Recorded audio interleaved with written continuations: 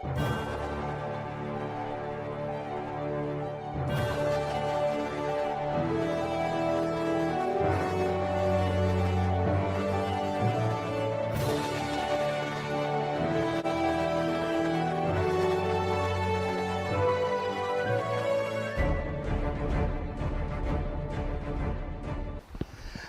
everybody, Jaspreet Singh Johar this side along with Amit Vohra sir, and we have with us Tripti Goel, a student from Varanasi who has scored All India 9th rank in December 2020 Company Secretary Examination. Amit sir will welcome Tripti and then we'll proceed with the interview. Hello all of you. बच्चे, it's our pleasure that we have with us Tripti Goel, All India 9th rank for CS Executive December 2020. First of all, we should have a big round of applause, please. Jaspreet sir, आप please बच्चे को bouquet offer करेंगे. Thank you so much, sir. Thank you so much, sir. बच्चे, कैसा feel हो रहा है AIR 9 ला के? सर बहुत ज़्यादा अच्छा, मतलब पहले सोचा नहीं था कि इतना अच्छा रैंक आ जाएगा, बट ये था कि बस रैंक लाना, चाहे कुछ भी हो जाए, उसके बाद पेरेंट्स के चेहरे पर, टीचर्स के चेहरे पर जो खुशी आएगी वो देखनी है. तो उसी से बस हिम्मत मिलती थी कि हाँ करना है करना है करना है. अच्छा, ये ऑल इंडिया 9th रैंक के बारे में आपको कब पता चला? रिजल्ट जब आया तो इमीडिएटली पता चल गया इसके बारे में, या कुछ टाइम बाद आपको रिजल्ट का पता चला, अपने रैंक के बारे में पता चला? सर रिजल्ट का तो मेरे को तुरंत पता चल गया था, बट फिर मैंने अपने भैया को बताया तो उन्होंने बोला कि रैंक चेक कर, तेरी रैंक आई होगी. तो फिर मैंने रैंक चेक की तो फिर मेरे को पता चला, मतलब 5-10 मिनट बाद. मेरे को याद आ रहा है कि जिस समय आपने मेरे को अपनी वो मार्कशीट भेजी थी, तो मैंने जब मार्कशीट देखी तो मेरा भी फर्स्ट रिएक्शन यही था. मैंने भी क्वेश्चन मार्क में लिखा था AIR और फिर क्वेश्चन मार्क लगाया था. तो आपने मेरे को बाद में बताया कि जो AIR है वो AIR 9 है. ये बहुत बड़ी अचीवमेंट है. अगर हम लोग CA की बात करें तो CA के अंदर तो 50 रैंक्स आती हैं, लेकिन कंपनी सेक्रेटरी में 50 रैंक्स नहीं होती, 25 रैंक्स होती हैं. और among top 25 students of the country ये बहुत बहुत बड़ी अचीवमेंट है. तृप्ति ने टैक्सेशन का सब्जेक्ट हमारे यहाँ से किया था और अमित सर के यहाँ से भी इन्होंने लॉ की पढ़ाई करी है. अमित सर के यहाँ से जो इन्होंने लॉ की पढ़ाई करी है, पहले अमित सर उसके बारे में बात करेंगे. टैक्स के बारे में चर्चा हम लोग इसके तृप्ति से डिटेल में बाद में करते हैं. अमित सर, लॉ के सब्जेक्ट्स के बारे में आप इनसे बात करें. तृप्ति बेटा, सबसे पहले मैं आपसे ये जानना चाहूँगा कि जब हम CS एग्जीक्यूटिव का फर्स्ट एग्जाम देने जाते हैं, that is are JIGL, jurisprudence interpretation and general laws, उसके अंदर आपको क्या लगता है कि what was your feeling day before when you are preparing for your exam कि हाँ यार कल मुझे एग्जाम देना है? उस टाइम पे आपके दिल में क्या चल रहा था? सर एक्चुअली मतलब मैंने पढ़ लिया था तो मेरे को इतनी टेंशन नहीं हो रही थी, बट ये था कि फर्स्ट एग्ज़ाम है और मेरे को था कि मैंने ऑलरेडी 5-6 बार रिवीजन कर चुकी थी. इनफैक्ट एग्ज़ाम के एक दिन पहले तो मैंने इंपॉर्टेंट 3 चैप्टर्स की रिवीजन भी नहीं की थी एग्ज़ाम देते टाइम. बस ये था कि हाँ पहले पढ़ रखा है अच्छे से, टीचर्स ने अच्छे से पढ़ा रखा है तो हो जाएगा. बेटा, यहाँ पर जो इस बच्ची ने बोला मैंने 5-6 बार रिवीजन कर रखी थी, this is the point to be noted. मैं बार बार आप लोगों को बोलता हूँ, मैं अपने रेगुलर क्लासेस में भी बार बार इस पॉइंट पे इंसिस्ट करता हूँ कि हमें कोर्स कंप्लीट करने के बाद एटलीस्ट मिनिमम 3 या मैक्सिमम 5 टाइम्स रिवीजन करनी चाहिए. जसप्रीत सर, आपका क्या से है इस पे? नहीं, मैं भी हमेशा से अपने सभी स्टूडेंट्स को, चाहे वो CA के हों, CS के हों, CMA के हों, मैं भी सभी को ये बात बोलता हूँ कि आपको कम से कम 3 रिवीजन तो करनी है. अच्छा, कई बार स्टूडेंट्स ये पूछते हैं कि सर मैं रिवीजन में कितना टाइम लगाऊं? तो देखिए, टाइम जो है वो डिपेंड करता है पर्सन टू पर्सन डिपेंड करेगा. किसी की लर्निंग एबिलिटीज फास्ट है तो वो रिवीजन शायद किसी टॉपिक की आधे घंटे में कर ले. उसी टॉपिक को रिवाइज करने में किसी का शायद 2 घंटे लग जाए. हो सकता है कोई स्लो लर्नर है, उसके 5 घंटे लग जाए. बात टाइम की नहीं है कि आपने कितना टाइम डिवोट करना है, बात इस बात की है कि आपने कितनी बार उसको रिवाइज करना है. तो मैं हमेशा सलाह देता हूं कि आप 3 बार रिवाइज करें. टैक्स के सब्जेक्ट में 3 बार रिवीजन करना भी बहुत बड़ा चैलेंज हो जाएगा, क्योंकि कोर्स इतना ज़्यादा है कि वो ख़त्म होने का नाम नहीं लेता. लेकिन तृप्ति से भी हम लोग इसके बारे में पूछेंगे, लेकिन हमारे साथ एक बेनिफिट ये मिलता है स्टूडेंट को कि हम लोग क्लासेस के दौरान सब कुछ लिखते हैं. Even though company secretary exam is 100% multiple choice question based, MCQ based, फिर भी हम लोग फ्रॉम A to Z एक एक अक्षर हर चैप्टर का लिखते हैं. लिखने का फायदा ये रहता है कि आप लिखते लिखते बहुत सारी चीज़ें आप याद हो जाती हैं और अपने हाथ से लिखी हुई चीज़ रिवाइज करना हमेशा बहुत आसान हो जाता है. तृप्ति, थोड़ी देर पहले आप स्टूडियो से बाहर बैठ के बात कर रहे थे कि आपने तो किताब खोली नहीं थी, तो उसके बारे में बताइए कि बिना किताब खोले आप सिर्फ क्लास नोट्स में जो लिखवाया उसी के बेसिस के ऊपर आप इतना अच्छा स्कोर कर पाए. यस सर, क्योंकि आप पूरा वर्ड टू वर्ड सारे टॉपिक्स को कंप्लीट करवा देते हो. तो मैंने मॉड्यूल एक बार रीड किया था और बाकी कोई नोट्स नहीं पढ़े थे, बस आपने जो लिखवाया था उसी से पढ़ा था और वो बहुत ज़्यादा बेनिफिट है. जैसे जैसे एक दो बार आप रिवाइज कर लोगे ना, मतलब एक बार दो बार रीड कर लोगे तो उसके बाद थर्ड टाइम तो आपको लगता है यार ये सब तो मेरा देखा हुआ है, और खुद से लिखा हुआ होता है तो वो ज़्यादा जल्दी माइंड में बैठ जाता है. अच्छा, एक चीज़ मैं यहाँ पे बीच में लेके आता हूँ. मैं कुछ यूट्यूब के ऊपर रिविजनरी लेक्चर्स हैं, कुछ टीचर्स के हैं, मेरे ख्याल से आपने उनको भी फॉलो किया है एंड उनको फॉलो करना आसान हो गया क्योंकि आपका जो स्ट्रॉन्ग बेस बना हुआ था उसके ऊपर कोई भी रिवीजन करवाएगा और किसी भी तरह की रिवीजन करवाएगा तो मेरे ख्याल से वो रिविजन्स हमारे लिए काफ़ी आसान हो जाते हैं. यस सर, वही है, बेस तो आपने क्लियर करवा दिया था, बट रिवीजन लेक्चर्स मैराथन वगैरह से और ज़्यादा कॉन्फिडेंस आता है, तो फिर उनकी क्लासेस देखने से कॉन्फिडेंस और ज़्यादा हो गया था कि हाँ आप कर सकते हैं. बेस तो क्लियर है ही और साथ में क्वेश्चन पेपर वगैरह भी सॉल्व हो गए. हाँ, क्वेश्चन पेपर और हमारी जो किताब है उसके अंदर हमने मल्टीपल चॉइस क्वेश्चन दिए हुए हैं और हमने अपनी MCQs के अंदर कंपनी सेक्रेटरी के जो पास एग्जाम के क्वेश्चंस हैं वो सारे हम लोगों ने कवर करे हुए हैं. We have covered all questions, almost all questions हम लोगों ने कवर करे हुए हैं. और जो क्लास नोट्स हमारे जाते हैं जहाँ पे स्टूडेंट सब सारी चीज़ें लिखते हैं उस पर भी डिप्लोमेटिकली और भगवान से डर के बात बोल रहा हूँ कि लगभग 99 to 99.5% कोर्स कवरेज हमारी हो जाती है. इफ़ नॉट 100% तो एटलीस्ट 99 to 99.5% हम लोग सब कुछ कोर्स का अपने क्लास नोट्स में कवर अप कर लेते हैं. स्टूडेंट तृप्ति गोयल जैसे स्टूडेंट जो हैं वो जो डिफरेंशियल 0.5% 1% जो कि हालांकि बहुत ज़्यादा रेलिवेंट नहीं होता उसको भी खुद कवर अप करके इस तरह की ब्रिलियंट परफॉर्मेंसेस देते हैं. She has scored exceptionally well, 9th rank all over India, और ये आपका फर्स्ट अटेम्प्ट था if I am not mistaken, पहले अटेम्प्ट के अंदर. एंड एक और चीज़ जो मैं हमेशा से बोलता हूँ और मेरे ख्याल से अमित वोरा सर एग्री करेंगे, मेरा जो एक्सपीरियंस है रिसेंट पास का उस एक्सपीरियंस के हिसाब से मैं आपको बता रहा हूँ कि rank holders are those students who are doing their regular colleges. Regular college के साथ अगर आप अपनी पढ़ाई करते हैं प्रोफेशनल कोर्सेज की, it gives you an advantage, it gives you benefit over all others. बहुत सारे स्टूडेंट्स के साथ टाइम मैनेज नहीं हो पाता. आपके सामने जीता जाता एग्जाम्पल है टाइम मैनेजमेंट का. तो ऐसा तो नहीं है कि अगर ये कर सकते हैं तो आप नहीं कर सकते, हम सब कर सकते हैं. बस द इशू इज़ कि हम लोगों में वो जो विल है या वो विल पावर है, वो डेडिकेशन है, उसमें कहने की कमी हो जाती है जिसकी वजह से कॉलेज और प्रोफेशनल स्टडीज़ को मैनेज नहीं कर पाते.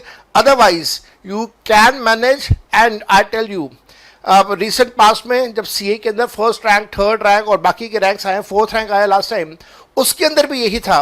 All those students who are scoring rank are the students of regular college.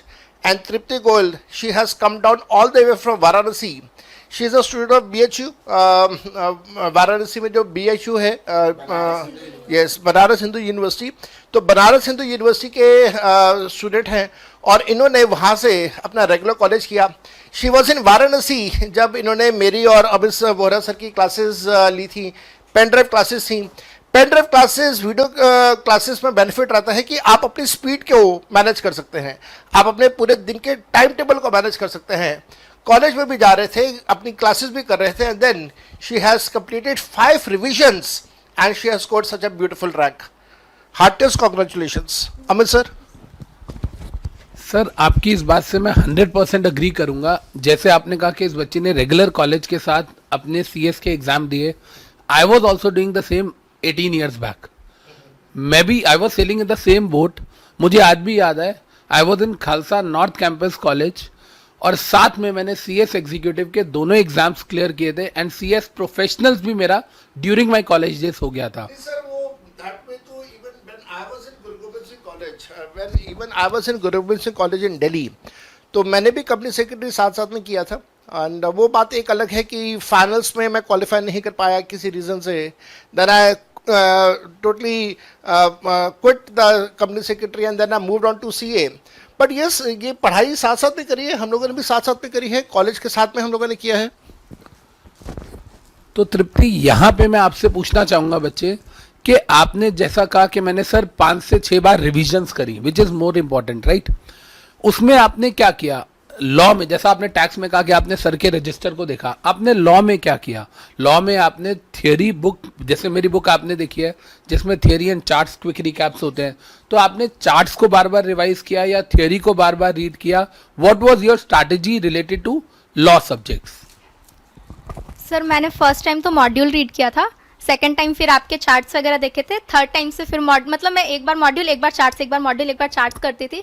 और लॉ में बेसिकली मैंने JIGL और EBCL में तो अपनी मतलब कि जो चैप्टर्स पढ़ती थी उसकी आवाज़ रिकॉर्ड करके रखी थी. जब खाली टाइम मिलता था 10 मिनट 15 मिनट उसको सुन लेती थी, तो वो ऑटोमेटिकली रिवाइज हो जाता था. बच्चे, ये चीज भी मैं हर बच्चे को रिकमेंड करता हूं कि try to make your voice notes. अपनी आवाज सुनने से, अपनी हैंडराइटिंग देखने से आपको चीजें जल्दी एंड लॉन्गर टर्म तक याद रहती है, राइट. जसप्रीत सर, आप क्या कहोगे इस पे? डेफिनेटली आप किसी भी बुक के अंदर अंडरलाइनिंग करें और उसके मुकाबले में अगर आप उस चीज़ को अपने हाथ से लिखें, तो अपने हाथ से लिखी हुई चीज़ का तो कोई सब्स्टिट्यूट है ही नहीं बिल्कुल भी. There is no comparison between making an underlining in the books and then उसके बाद उसका अगर कंपैरिजन हाथ के नोट्स के साथ करें तो दोनों में कंपैरिजन ही नहीं है. पीपल से ज़मीन आसमान का अंतर है, मैं कहूँगा नहीं, ज़मीन आसमान का नहीं, ज़मीन और मार्स का अंतर है. इतना ज़्यादा अंतर पड़ जाता है अगर आप अपने हाथ से कोई चीज़ को लिख रहे हैं. डेफिनेटली वो बहुत बहुत ज़्यादा बेनिफिशियल है रिवीजन करने पे. एक ये वाला आइडिया बहुत अच्छा है जहाँ पे पढ़ाई करते समय आप अपने वॉइस नोट्स बना सकते हैं, और वो वॉइस नोट्स बना के अगर आप एक अलग फोल्डर में रख लें और उसका फिर बार बार अगर आप उसको सुनते रहेंगे, अपनी ही आवाज़ को सुनेंगे, तो मेरे ख्याल से रिविजन्स बहुत बहुत आसान हो जाती हैं. इट विल डेफिनेटली हेल्प, बहुत ज़्यादा हेल्प करेगा आपको. बच्चे, आपने फर्स्ट टाइम में दोनों ग्रुप्स को एक साथ क्लियर किया, राइट. आपने पांचों लॉस को एक साथ चलाने के लिए कौन सी स्ट्रैटेजी क्रिएट की और उस स्ट्रैटेजी को आपने कंप्लाई कैसे किया? What I mean to say is, people make schedule every now and then, लेकिन हर 2 दिन में वो शेड्यूल जो है वो वेस्ट हो जाता है, वो बेकार हो जाता है, एक्सपायर हो जाता है, हम उसे फॉलो ही नहीं कर पाते. तो आपने क्या किया? क्योंकि बच्चे बार बार कहते हैं सर हमें मोटिवेशन चाहिए, हमें मोटिवेशन चाहिए. तो आप सेल्फ मोटिवेटेड कैसे रहे, या सेल्फ मोटिवेशन से ज़्यादा आपने डिसिप्लिन पे ट्रस्ट किया? तो this is my query to you कि आपने स्ट्रेटेजीज कैसे बनाई पांचों लॉस की? मैं इस पे एक चीज़ ऐड करूँगा, जैसे अमित सर ने अभी कहा मोटिवेशन. देखो, my philosophy is that motivation is like having a bath, as you require to bath on daily basis. आपको मोटिवेशन भी डेली बेसिस पे चाहिए होगा. उससे अच्छा ये है कि अगर आप एक डिसिप्लिन मेंटेन कर लें, rather than going for this motivation, अगर आप उसे मोटिवेशन को रिप्लेस कर दें डिसिप्लिन के साथ, तो मेरे को नहीं लगता कि किसी भी तरह की आपको कोई दिक्कत रहेगी. एंड डिसिप्लिन आप लेके आ सकते हैं अगर आपने एक चीज़ मन में बना ली है कि मेरे को हाँ इतने बजे मेरे को ये काम करना है, तो वो डिसिप्लिन अपने आप आ जाता है. एंड डिसिप्लिन आप अपने खुद से तय कर सकते हैं, आपको कोई दूसरा डिसिप्लिन सिखाएगा नहीं, ये तो अब आपको खुद तय करना है. तृप्ति ने ये सब कुछ कैसे किया, आइए ज़रा इनकी ज़ुबानी सुनते हैं. पहले तो मैं सिर्फ जून में फर्स्ट ग्रुप देने वाली थी. फिर शायद अमित सर, आपको याद भी नहीं होगा, मैंने आपसे बात की थी, तो आपने बोला कि बेटा आप दोनों ग्रुप दे सकते हो, तो आप प्रिपेयर करो आगे, बाकी फर्स्ट ग्रुप तो आपका तैयार है ही, तो आप क्लियर तो हो ही जाओगे उसमें. तो फिर मैंने सेकंड ग्रुप की भी प्रिपरेशन से स्टार्ट की थी. और ये वॉइस नोट वाला भी सर ने ही मेरे को सजेस्ट किया था कि आप वॉइस नोट्स बना के रखो. और सर जसप्रीत सर ने जैसे कहा कि डिसिप्लिन, तो वो तो मेरे में था कि मेरे को करना है, मतलब करना है। जो रिजल्ट के बाद जो खुशी आती है पेरेंट्स के चेहरे पर, टीचर्स के चेहरे पे, वो देखनी है। और मेरा मतलब मैं मंथली बेसिस पे प्लान्स बनाती थी अपने कि मेरे को इस मंथ के एंड तक ये चैप्टर, इस सब्जेक्ट का ये चैप्टर, इस सब्जेक्ट के ये चैप्टर्स तक कंप्लीट हो जाने चाहिए। उसके बाद मैं उसको वीकली में ब्रेकअप करती थी, उसके बाद उसको मैं डेली बेसिस पे ब्रेकअप करती थी।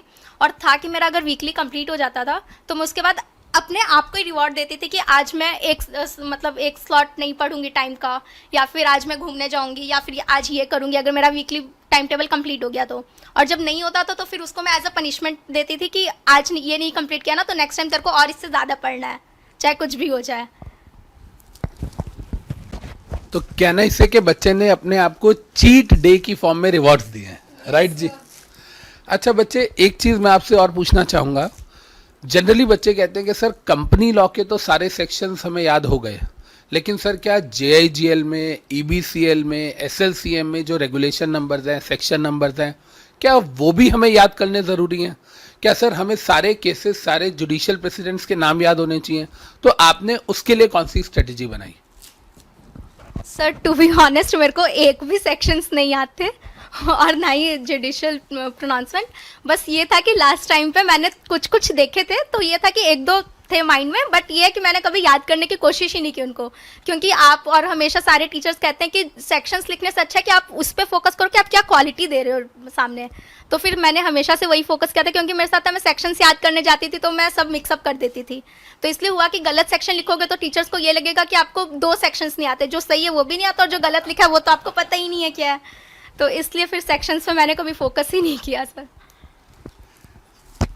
नहीं, ये एक सबक मिल रहा है हम सबको एज अ स्टूडेंट। आप लोगों को एक लेसन है ये कि instead of focusing on cramming the section numbers, अगर हम लोग उन सारी चीज़ों को अगर कंसेप्ट बेस रिकॉल करें, रिवाइज करें, तो मेरे ख्याल से ज़्यादा अच्छा रहेगा। लेकिन हाँ, अगर आप प्रैक्टिकल क्वेश्चंस कर रहे हैं, अगर मैं टैक्स के सब्जेक्ट की बात करूँ, आप प्रैक्टिकल क्वेश्चंस कर रहे हैं, तो प्रैक्टिकल क्वेश्चंस करते करते आप 85 बार किसी न किसी सेक्शन को लिखते होंगे, तो वो वाला सेक्शन तो याद हो ही गया।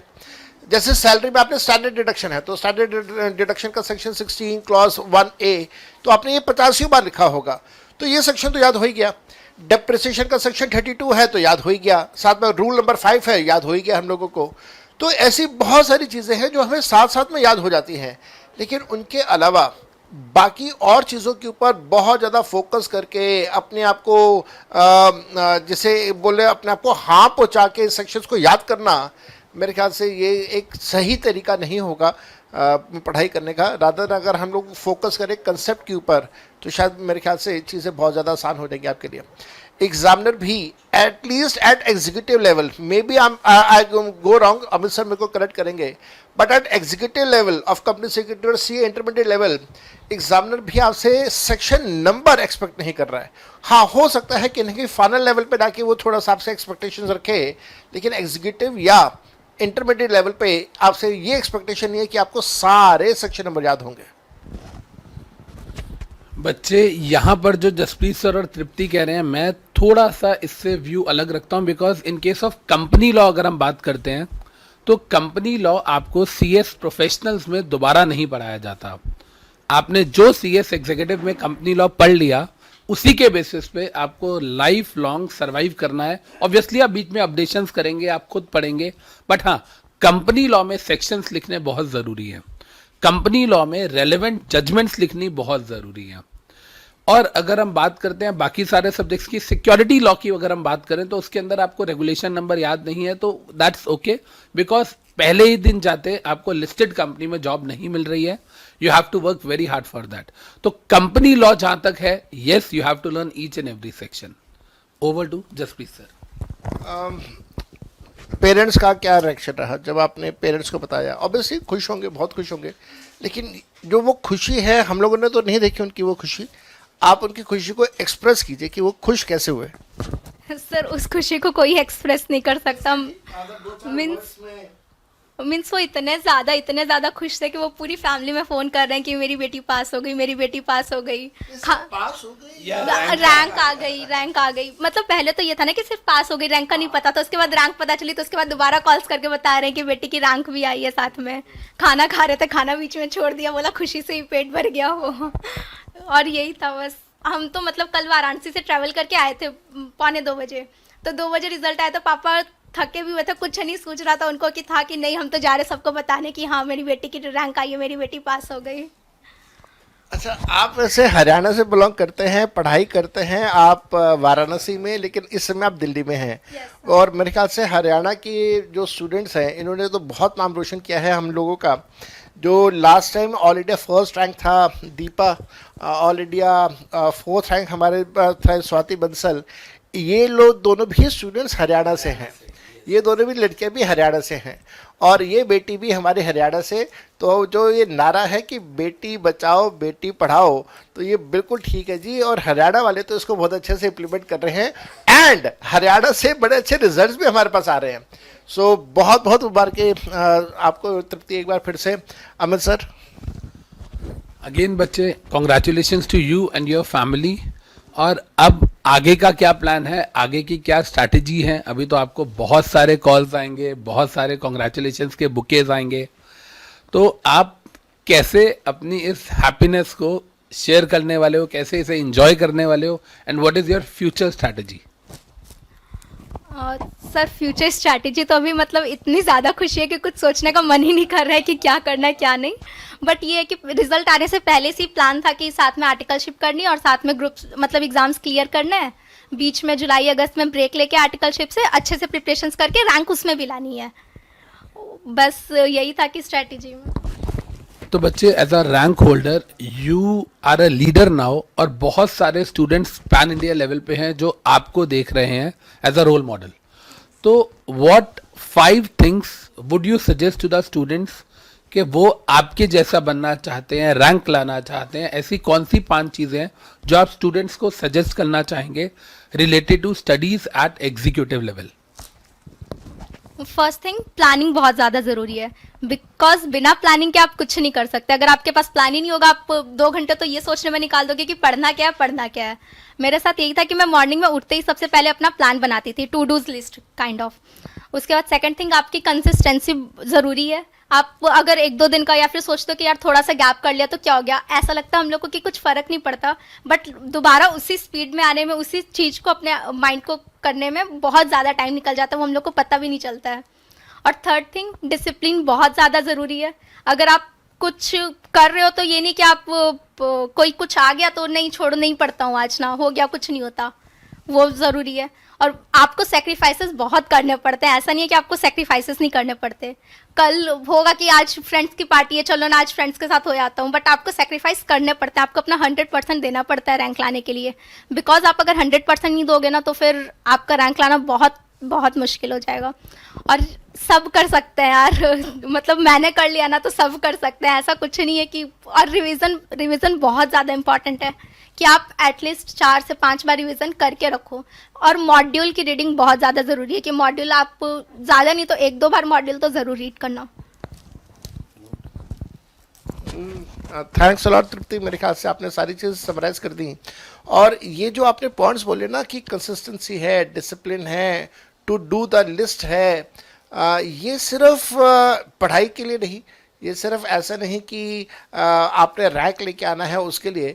मेरे ख्याल से लाइफ में किसी भी फेज़ में अगर आपको कामयाबी देखनी है तो ये सारी चीज़ें आपके लिए बहुत ज़्यादा ज़रूरी है। आप यकीन मानिए मेरी बात का, at the age of this 40 age, मैं मिडिल एज में हूँ, मैं आज तक डेली बेसिस की अपने एक डायरी बनाता हूँ। Yes, I am not that technical सेवी कि जी मैं वो टू डू द लिस्ट जो है अपने मोबाइल पे बना रहा हूँ, नोट्स में मोबाइल पे बना रहा हूँ, वो नहीं है।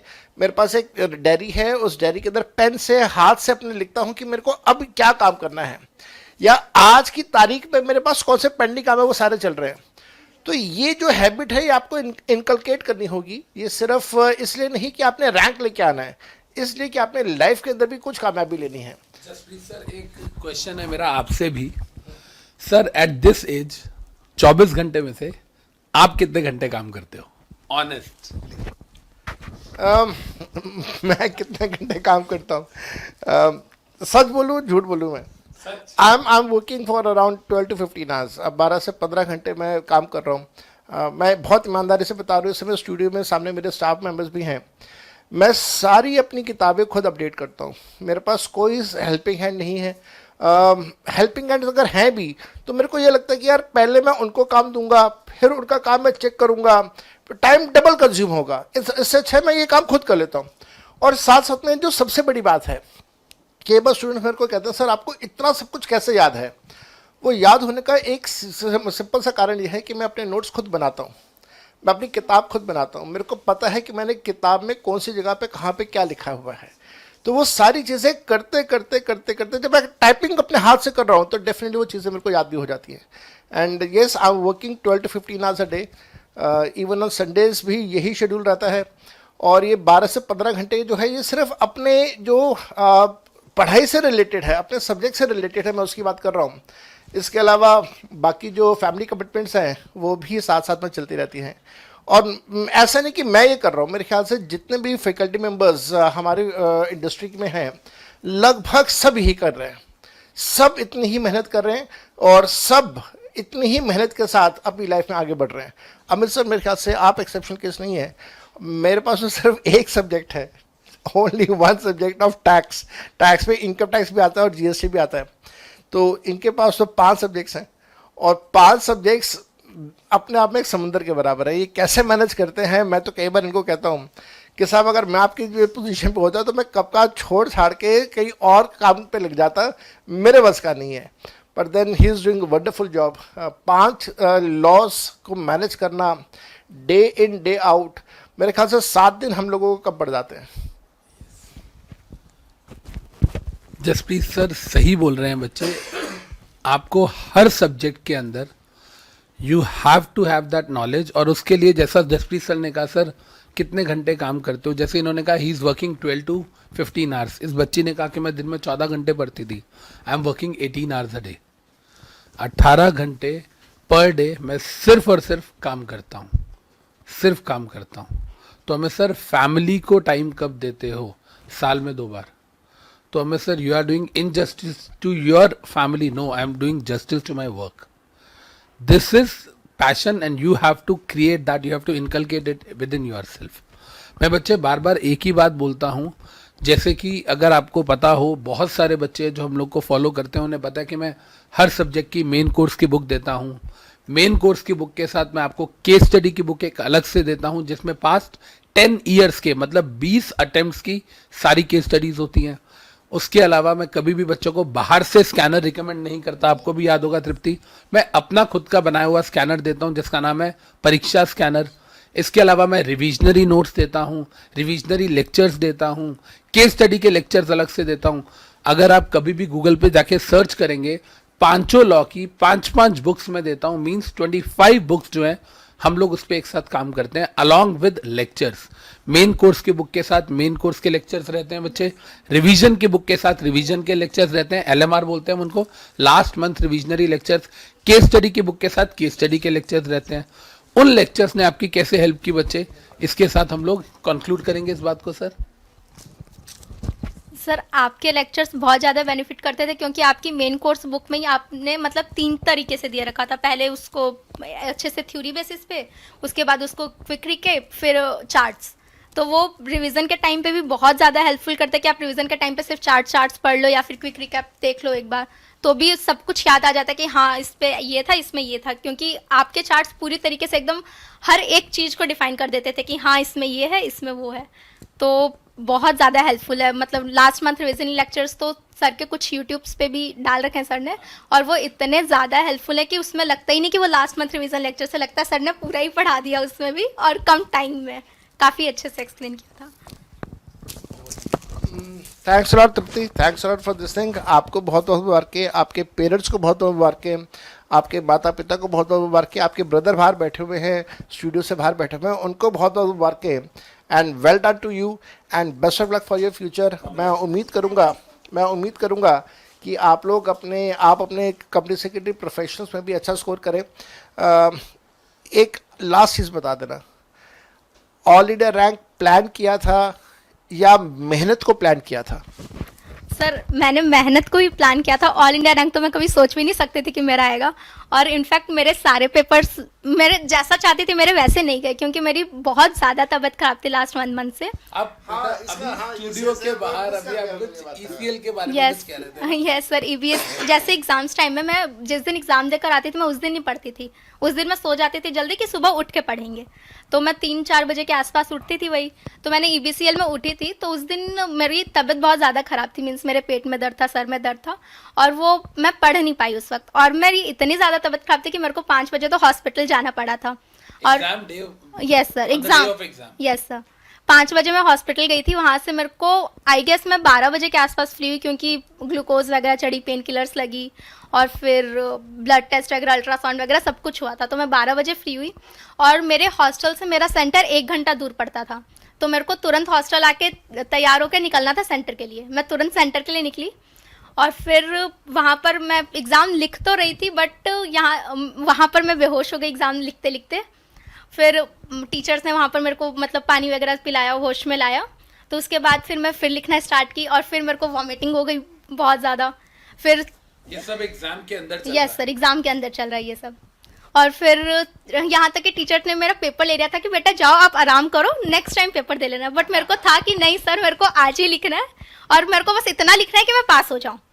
क्योंकि फिर लास्ट करते और वहाँ के टीचर्स भी अच्छे थे कि उन्होंने मेरे को टाइम टू टाइम गर्म पानी करके देते रहे, चाय देते रहे।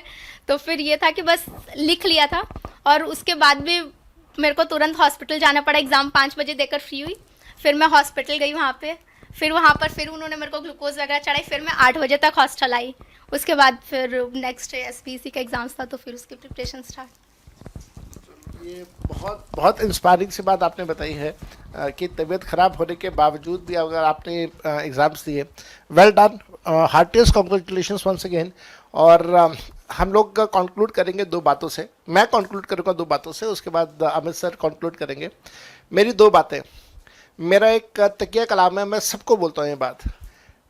Plan your work, work on your plan, and your plan will work. एक लाइन है, आप इसको समझें, गहराई में लेके जाए। दूसरा, मेरे पास कई बार स्टूडेंट्स कहते हैं सर मेरे को ऑल इंडिया रैंक लेके आना है, क्या करूं? ध्यान रखिएगा, you can never plan to score all India rank, you can only plan to do the hard work. All India rank is a by product of the hard work. It's always a byproduct of the hard work. You can never plan to score all India ranks, never ever. अभी recently CA का exam का result आया था। मासूर का एक लड़का है, मोहम्मद मेरे को पूरा नाम ध्यान नहीं आ रहा, मासूर का लड़का है। एक ग्रुप दिया, 400 में से 340 नंबर है, 400 में से 340 नंबर। मैं उसकी मार्कशीट देख के हैरान था, and was telling him from day 1 go for both groups, go for both groups, go for both groups, but he just could not take that pressure to appear for both groups. That is the reason I always say you never plan to score ranks, you always plan to do the hard work. तो अपनी मेहनत करते रहिए, मेहनत करेंगे तो definitely you can succeed to become top student of the country and to have a rank like Tripti has scored on the rank. So 2 बातें मेरी तरफ से complete हुई। अमित सर, आपकी तरफ से 2 बातें, और एक लास्ट बात हम लोग तृप्ति से करके वाइंड अप करेंगे। बच्चे, मैं एट द एंड आपको यही कहना चाहूँगा कि you have to focus on 2 things, and तीसरी चीज़ आपको अपने आप मिल जाएगी। You have to focus on discipline, you have to focus on consistency, and जब आप डिसिप्लिन एंड कंसिस्टेंट रहोगे it will lead to your success. तो there is no shortcut to success, as हम सब जानते हैं। तो what is the path? The path देखो सर, ऐसा है, जहां तक मैं अगर बात करूं फास्ट ट्रैक बैचेस की, मैंने कभी नहीं लिया है। I have never done it. मेरा कोई फास्ट ट्रैक बैच नहीं है, कोई कैप्सूल बैच नहीं है। बच्चे, इन डिटेल पढ़ना बहुत ज़रूरी है। कई बार बच्चे कहते हैं सर आपका कंपनी लॉ 100 आवर्स में मिल जाएगा, एंड आई स्टार्ट लाफिंग। बच्चे कहते हैं सर आप हंस क्यों रहे हो? मैं कहता हूँ बेटा 95 आवर्स में तो खाली डायरेक्टर्स पढ़ाता हूँ, तो 100 आवर्स में मैं पूरा कंपनी लॉ कैसे दे सकता हूँ?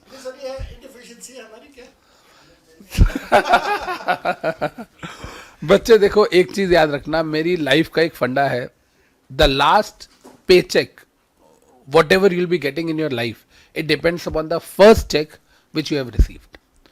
10 रुपए से स्टार्ट करोगे, 10,000 पे जाओगे, 1 लाख से स्टार्ट करोगे, 1 करोड़ पे जाओगे. एंड अल्टीमेटली वो जो फर्स्ट चेक है ना, वो आपकी मेहनत पे डिपेंड करता है. मुझे आज भी याद है, मैं बचपन में पढ़ता नहीं था. सॉरी, मैं आपका 1 मिनट और लूंगा. मैं बचपन में ना पढ़ता नहीं था. तो जब नहीं पढ़ता था ना, तो मार्क्स बहुत कम आते थे. I am talking 3rd 4th standard and all that. 5th standard से पढ़ना स्टार्ट कर दिया. क्यों? क्योंकि एक स्टोरी सुनाई हमारे स्कूल के टीचर ने, वो मैं आपके साथ शेयर कर रहा हूँ कि बेटा 3 बलून्स है, रेड, येलो एंड ग्रीन. तीनों में हमने वो गैस डाली जो हम इंडिया गेट पे जाते हैं और बलून्स को उड़ाते हैं. तो रेड, येलो एंड ग्रीन तीनों बलून्स को एक साथ छोड़ा. कौन सा सबसे ऊपर जाएगा? I was not having answer. Red वाला जाएगा कि ग्रीन वाला कि येलो वाला? तो द टीचर सेड बेटा वो जाएगा जिसमें सबसे ज़्यादा गैस है, जिसमें सबसे ज़्यादा वो हाइड्रोजन या नाइट्रोजन जो भी गैस होती है वो है. तो वी स्टूडेंट्स और we professionals are those balloons. और जो नॉलेज है वो गैस है. जितनी ज़्यादा नॉलेज रखेंगे बेटा, उतना करियर में ग्रो करेंगे. नहीं, आपकी तरफ से एक आखिरी बात जो स्टूडेंट को मोटिवेट करे पढ़ाई करने के लिए, मेहनत करने के लिए. सर मेरे को तो मेहनत करने की बस एक ही चीज़ से मोटिवेशन आती थी कि यार रिजल्ट के बाद जो पेरेंट्स के चेहरे की स्माइल देखनी है ना, बस उसके कंपेयर में कुछ नहीं है. आज मेहनत कर लो, उसके बाद क्या, उसके बाद तो फ्यूचर ही मतलब ब्राइट ही ब्राइट है कि जो चाहो वो मिलेगा. आज आप 2 दिन पार्टी में नहीं जाओगे, 2 दिन खेलोगे नहीं, 2 दिन सोओगे नहीं, तो क्या हो जाएगा? उसके बाद आपको लास्ट के मतलब आपके फ्यूचर के 20 ईयर्स आपको दिख रहे हैं ना आगे कि एकदम बेस्ट जाने वाले हैं. बस उसी चीज़ को सोच कर था कि हाँ बस पढ़ो और एक अपने प्रोफेशन से प्यार होना चाहिए. अगर आपको अपने प्रोफेशन से प्यार नहीं होगा ना तो कुछ नहीं होता है. बस आपको होना चाहिए कि हाँ मेरे को CS करना है. जैसे मेरे को था कि मेरे को अपने नाम के आगे CS या CA लगवाना है. CA तो मैंने मतलब मेरा इंटरेस्ट नहीं था, तो मेरे को हुआ कि नहीं मेरे को अपने नाम के आगे CS लगवाना है. आज भी है कि हाँ मेरे को अपने नाम के आगे CS लगवाना है. उसके बाद जो चेहरे के जो पेरेंट्स के चेहरे पर स्माइल आएगी ना, बस वो देखनी है.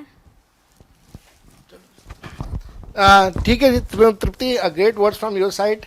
आज हम लोग यहाँ तक करेंगे और एक बार फिर से आप दोनों को मुबारक. अमित सर, आपका बहुत अच्छा स्कोर रहा, बहुत अच्छा रिजल्ट रहा. Tripti, she has performed exceptionally well and hopefully आप लोगों को इंस्पायरिंग लगा होगा काफ़ी. आप लोगों को कभी भी किसी भी तरह का कोई भी चैलेंज रियल लाइफ में फेस करने को मिल रहा हो, अगर आप चाहते हो किसी भी तरह का कोई इंट्रैक्शन मेरे साथ, अमित बोरा सर के साथ करना, तो हमारे मोबाइल नंबर्स आप लोगों के पास हैं. आप कभी भी हमें कांटेक्ट कर सकते हैं. And trust me, we are among those few जो कि मोबाइल फ़ोन पर उठाते हैं, रिसीव करते हैं कॉल्स को, जवाब देते हैं, व्हाट्सएप पे भी जवाब देते हैं. Best luck to all of you from our side and good luck for the future. Bye bye.